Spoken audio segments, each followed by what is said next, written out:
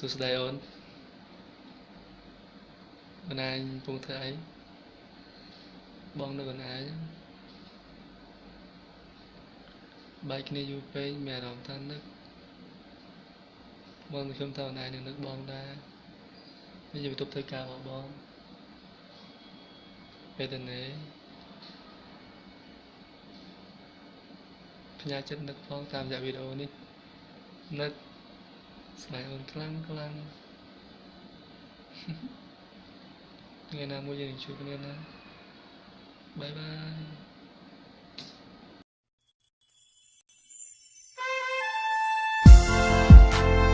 បទចម្រៀងបទនេះ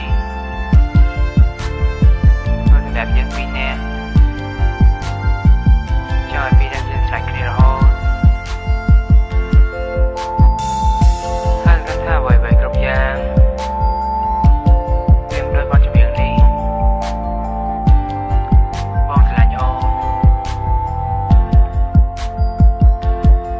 ចង់បញ្ជាក់ប្រាំតែដងស្នេហ៍ស្នេហ៍មួយនេះមិនដែលគិតថាចង់ព្រួតប្រែស្នេហ៍ឡើយសន្យាថានឹងមើលថាត្រឹមត្រូវមិនធ្វើឲ្យអូនខូចចិត្តឡើយថ្លៃចាប់ពីថ្ងៃនេះពីពេលនេះទៅ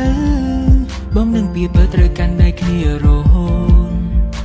យើងត្រូវសន្យាថាមិនក្បត់ត្រូវចាំពីសន្យាណាអូនសន្យាបានតែថាយើងស្រឡាញ់គ្នាសន្យាបានតែថាយើងមិនបែកគ្នាស្រឡាញ់គ្នាស្មោះក្តីស្នេហ៍មិនប្រែទៅណាយើងនឹងកាន់ដៃគ្នារហូតណាជីវ៉ា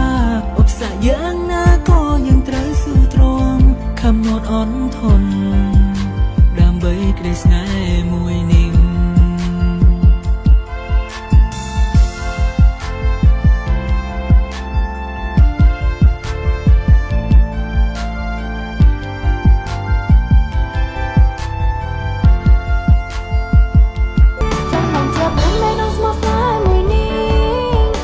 គេថាចង់ព្រួតប្រែស្នេហ៍ឡើ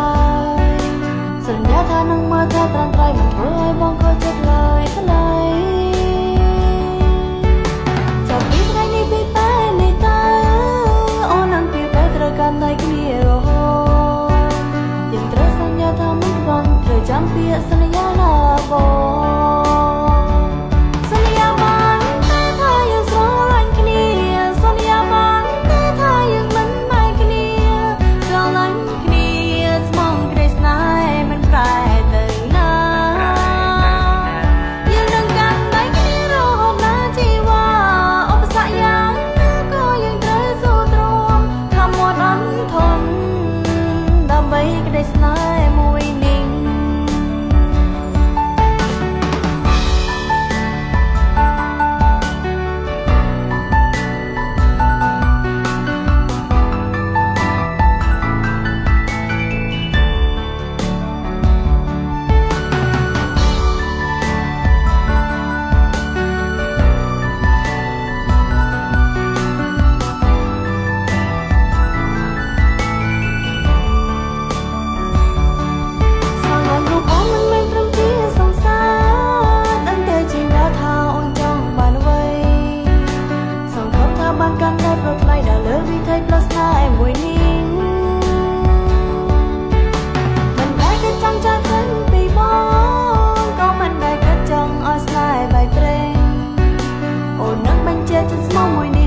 សម្រាប់តែថ្លៃម្នាក់កូន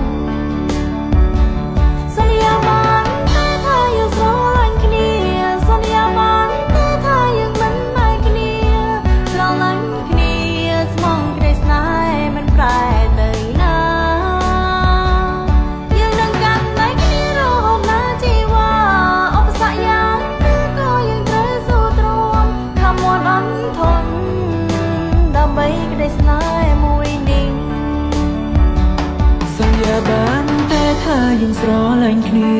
សន្យាបានតែថាយើងមិនបែកគ្នាស្រឡាញ់គ្នាស្មោះក្តីស្នេហ៍មិនប្រែទៅណា